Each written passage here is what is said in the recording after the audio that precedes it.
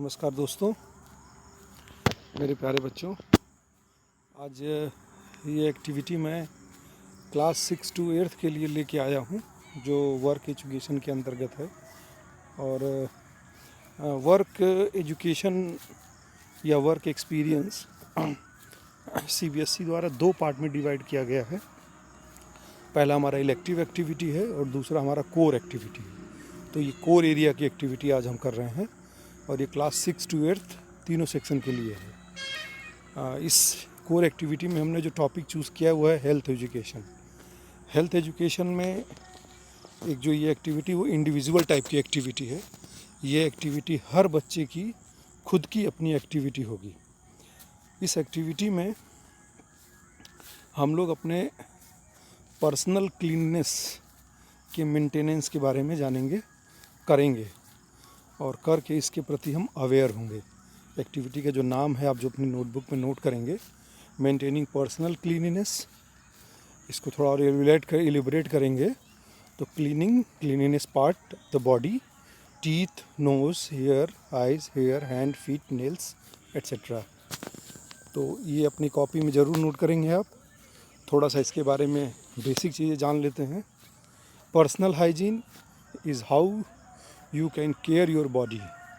Mainly एक personal hygiene ऐसी चीज़ है कि आप इसमें ये जानते हैं कि हम अपने बॉडी का केयर कैसे कर सकते हैं। This practice includes bathing, washing your hand, brushing your teeth and more like this. ऊपर हमने शो किया है पूरा, इसमें ये सारी एक्टिविटी इंक्लूडेड होती है। They can linger on your body and it's some cause they may make you sick. अगर इसमें थोड़ा सा भी लापरवाही आप करेंगे तो आप इससे बीमार हो सकते हैं। Personal hygiene practice can help you and people around your prevention illness. इसको करने से आप बीमारियों से, बीमारी के आसपास जाने से बच सकते हैं। इस एक्टिविटी के कुछ सब एलिमेंट को मैंने डिफ़ाइन किया है। पहला है cleanliness of teeth. Teeth cleanliness के बारे में आपको बता दूं कि जनरली देखा जाता है कि बच्चे या कोई भी केवल सुबह उठ करके मॉर्निंग में ब्रश करता है और ब्रश के बाद में वो दिन भर अपने एक्टिविटी में शुरू होता है। नाश्ता है, खाना है, लंच है, डिनर है या जो भी चीज़ें वो लेता है और रात में सो जाता है। फिर सुबह अगले दिन वो ब्रश करता है। ये थोड़ी प्रैक्टिस गलत है। हम ये बताना चाहेंगे आपको कि दांत को साफ़ करने का जो सही नियम है कि कुछ भी खाने के 6 घंटे के अंदर आपको ब्रश कर लेना है। अगर आप ऐसा नहीं करते हैं तो वो दांत का पे जो जमा फूड पार्टिकल्स है वो जम जाता है और उसको हम लोग प्लग बोलते हैं। प्लग जो कि एक दांत में परमानेंटली जमा हो जाता है, उसको फिर आप ब्रश के थ्रू साफ़ करना बहुत ही मुश्किल होता है। फिर आपको डेंटिस्ट के पास जाना पड़ेगा दांत क्लीन कराने के लिए। उससे बचने के लिए सबसे अच्छी प्रैक्टिस है कि आप ऐसा अपना शेड्यूल बनाएं कि हर 6 घंटे में आप ब्रश कर पाएँ। जैसे मान लीजिए आपने मॉर्निंग में ब्रश किया तो कोशिश करिए कि मॉर्निंग में ब्रश आप ब्रेकफास्ट के बाद करिए। लेकिन अगर आप ब्रेकफास्ट के बाद ब्रश करना चाह रहे हैं तो आप रात में सोने से पहले ज़रूर ब्रश करेंगे। तो जब आप सोने से पहले ब्रश कर लेंगे तो दिन भर का जो भी फूड पार्टिकल्स था आपके दांत से निकल जाएगा और रात भर में कोई परेशानी नहीं है। सुबह आप उठेंगे, मुंह धुल करके, वॉश करके ब्रश करते तो बहुत अच्छी बात है, नहीं तो आप चाय लीजिए, नाश्ता लीजिए, नाश्ता के बाद आप ब्रश कर लीजिए। तो आपका ब्रश, खाना, नाश्ता के बाद का जो भी चीज़ था आपका वो साफ़ हो गया। उसके बाद फिर नेक्स्ट जब आप दोपहर का डिनर करेंगे, लंच करेंगे तो लंच आप 2 बजे 3 बजे करते हैं। उसके बाद का जो रात का जो डिनर होता है उसके बीच में 6 घंटे का समय लगभग होता है और डिनर करने के तुरंत बाद आप ब्रश कर लीजिए तो आपका ये प्रैक्टिस जो है सबसे अच्छी होगी। लेकिन अगर जिसको दांत में ज़रा सी भी प्रॉब्लम है वो कुछ भी खाने के बाद तुरंत ब्रश करे। तो कुल मिला के कंक्लूज़न ये करना चाहता हूँ मैं कि आप ब्रश हमेशा रात को भी करेंगे और सुबह भी करेंगे। इसी प्रकार नेक्स्ट है रेगुलर बाथिंग। रेगुलर बाथिंग के बारे में आप जानते हैं, कम से कम 24 घंटे में एक बार ज़रूर आपको नहाना चाहिए। अपने रेगुलर जो इनर वेयर है उसको आप ज़रूर वॉश करेंगे और नहाने के बाद नया साफ़ इनरवेयर ही पहनेंगे। वॉशिंग हेयर में तो जनरली बॉयज़ के लिए तो वो जब भी नहाते हैं रेगुलर हेयर क्लीन कर सकते हैं। गर्ल्स के लिए कम से कम वीक में 2 बार ज़रूर आप अपना हेयर क्लीन रखेंगे। Cutting off nails once in a week, regular बनाइए इसको और अपने नाखून को रेगुलर कट करते रहिए, क्योंकि नाखून ही ऐसी जगह है जहाँ पर शरीर के या दिन भर की जो एक्टिविटी जो अपने हाथों से करते हैं उसकी सारी गंदगी वहाँ नाखून में ही जमा होती है।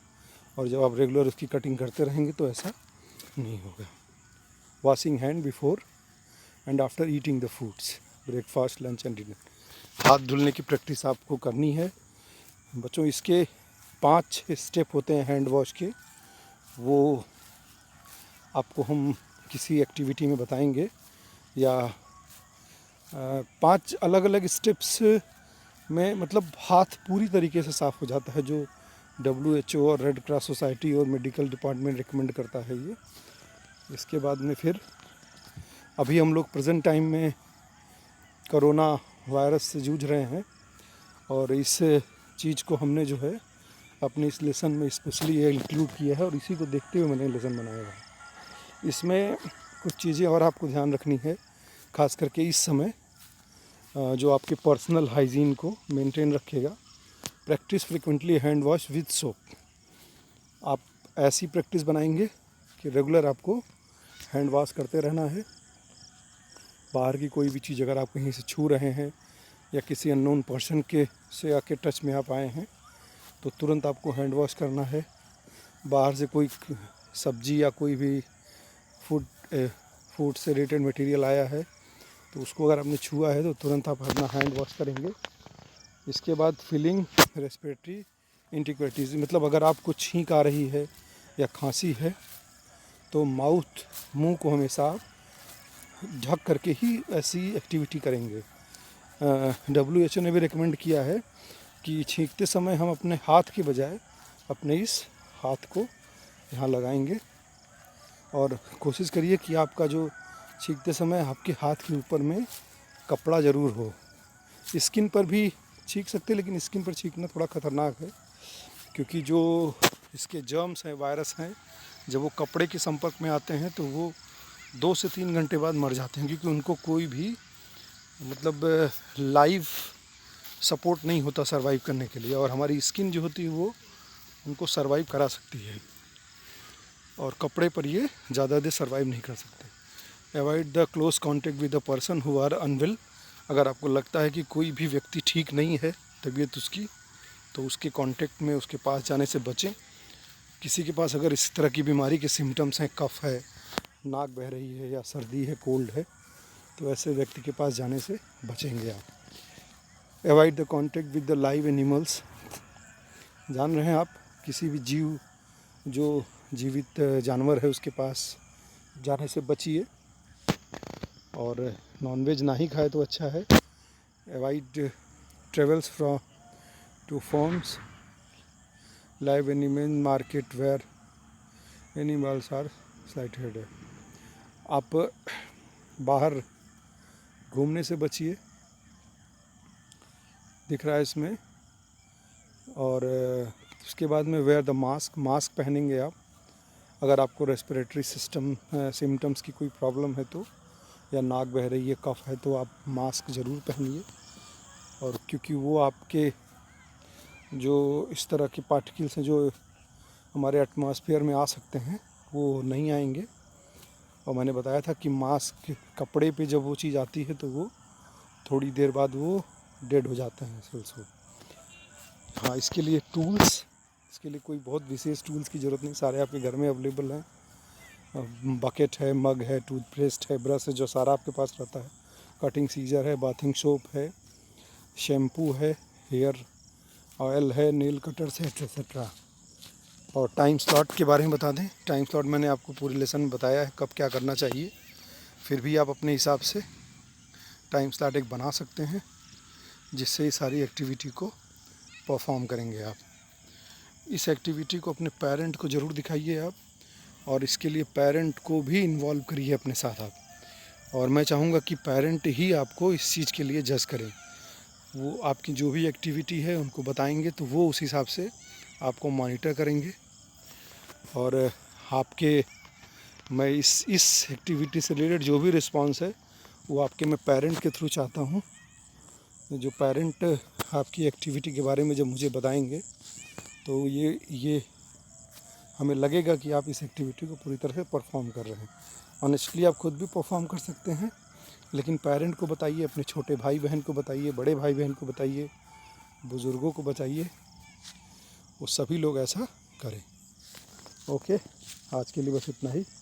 धन्यवाद।